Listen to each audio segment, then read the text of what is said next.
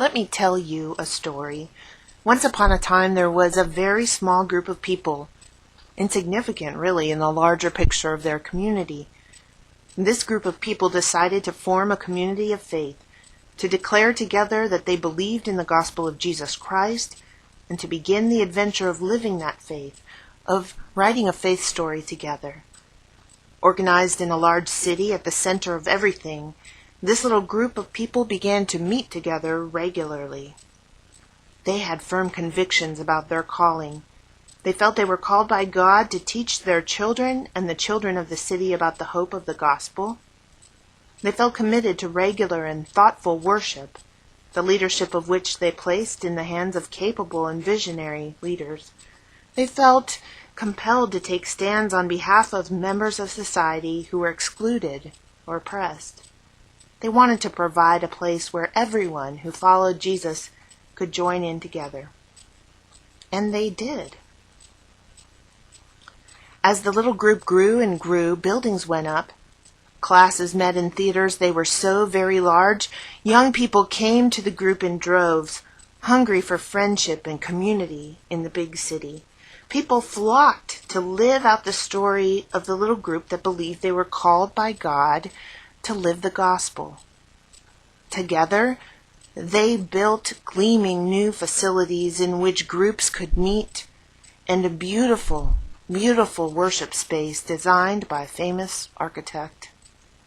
The little group grew and did the things that growing groups do. It formed committees, it administered endowments, it ran programs. More and more came to join the little group of believers until their classes and worship centers, fellowship halls, and Sunday school classrooms were filled with people, some of them very important people. And the little group that started out with the hope of living the gospel in the big city now employed a nationally renowned staff of leaders and ran social programs long before running social programs was in vogue. They were living the gospel, you see?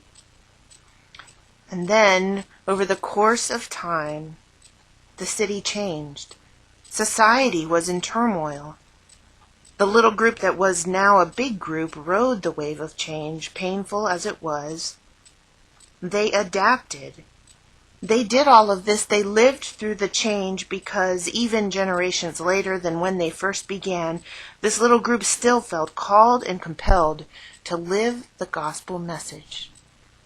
So in addition to providing classes and offering fellowship, empowering social programs, and creating meaningful worship, living the gospel for this little group started to mean radical and unexpected changes. Changes like opening membership to people who were different.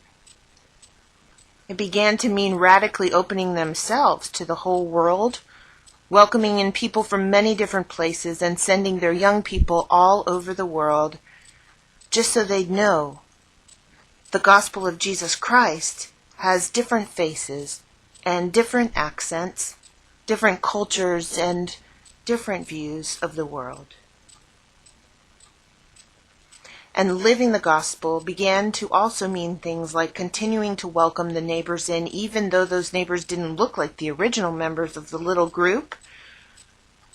Instead, the neighbors looked Chinese. Many neighbors were homeless and living on the streets. In fact, some neighbors were members of a homeless shelter right downstairs. Some neighbors were even those who lived through the riots of this neighborhood and marched all the way down to the Lincoln Memorial to hear about a dream one man had to change things. All of these people started coming, all radically different than each other, joined by a common pull to live the gospel, to really and radically live it right here. And then the story changed again. Big business moved in. Many who made up the original group moved out, way out. Some wondered again whether the original call to live the gospel was meant to move somewhere else. But the pull to live the story here remained, and so the group, small and strange as it was, stayed right there. The doors were open to everyone, and there were kids filling the hallways, happy for a safe place to be.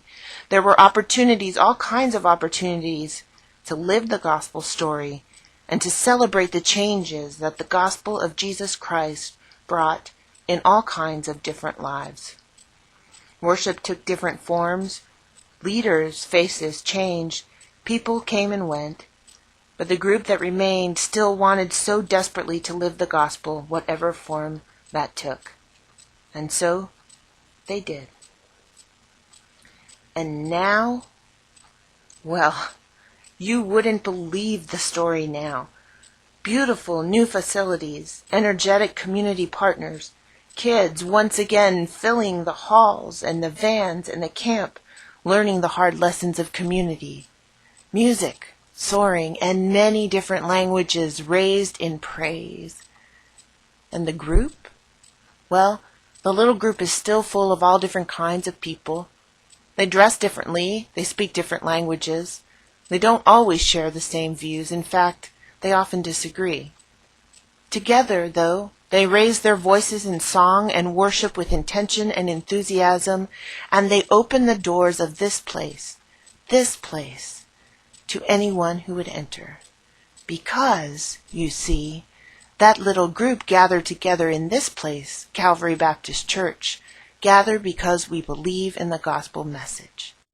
But what about the rest of the story? Nothing is written yet. Calvary Baptist Church, the story of faith is being written even as you live it. So go now and live the rest of the story.